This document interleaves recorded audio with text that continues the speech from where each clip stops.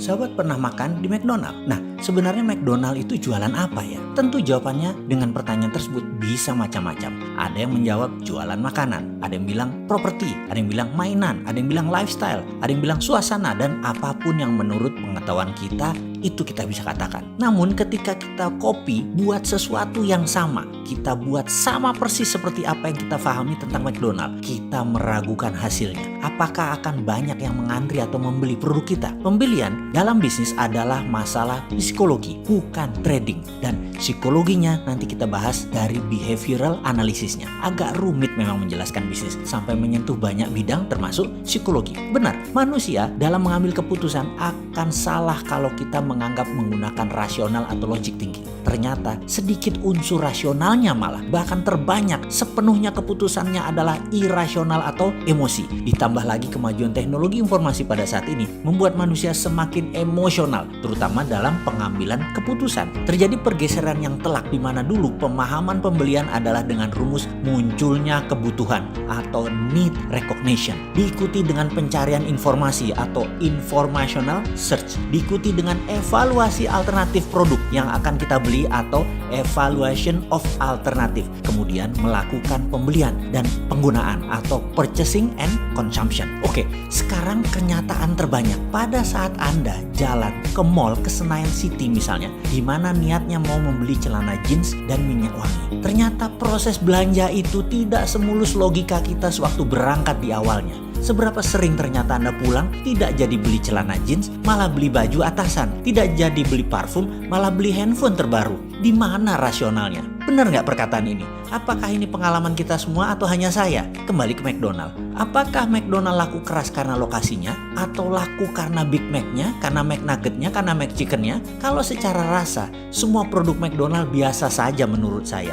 Bahkan dibandingkan sate ayam misalnya di depan rumah sakit Pertamina, lebih enak di situ. Ayamnya, saya pikir satu lagi, lebih enak ayam goreng di restoran pagi sore. Masih saya bilang lebih ngangenin daripada paket hematnya McChicken. Atau kita tambah satu lagi deh bisnisnya, Starbucks. Starbucks sukses di dunia dan menjadi darlingnya di Wall Street untuk waktu yang sangat panjang. Apa karena frappuccinonya? Apa karena mochaccinonya? Apa karena kopinya yang enak? Tidak. McDonald, Starbucks sukses dan laku produknya bukan karena apa yang disebut konten atau what to offer atau apa yang ditawarkan kepada pembeli. McDonald sukses bukan karena makanan. Starbucks sukses bukan karena kopi. Konten adalah sesuatu yang berhubungan dengan rasional kita.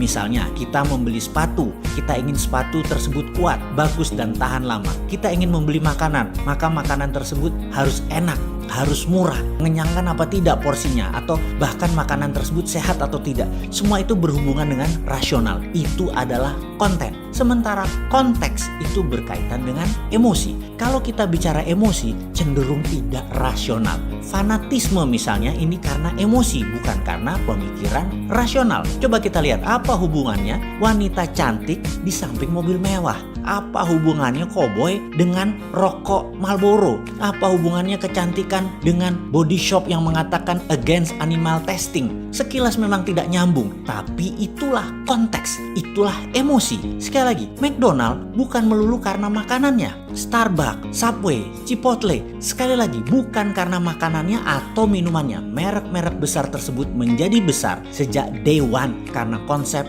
konteksnya. Konteks adalah how to offer. How, bagaimana cara Anda menawarkan produk tersebut jauh lebih penting daripada apa yang Anda tawarkan ke pelanggan Anda. McDonald sukses karena konsep service, cleanliness, dan family value-nya. Keramahannya kepada anak-anak, tersedianya tempat main, termasuk event-event pada saat hari khusus seperti ulang tahun dan pesta anak lainnya. Merchandise anak-anak, The Toy Stories, Hello Kitty, dan banyak lagi lainnya mempertahankan citra atmosfer restorannya fun dan friendly. Ini semua adalah konteks, ini semua adalah emosi. Sekali lagi, dari sisi yang lain saat ini, konten saja tidak cukup untuk memenangkan kompetisi bisnis. Harus masuk ke emosi, harus masuk ke konteks. Konten itu sesuatu yang given, sesuatu yang biasa-biasa saja. Kita harus memanfaatkan kekuatan konteks agar memberi value yang unik. Yang jadi pertanyaan sekarang adalah bagaimana membuat konteks dari produk kita? Karena mungkin produk sahabat bukan makanan, bukan minuman.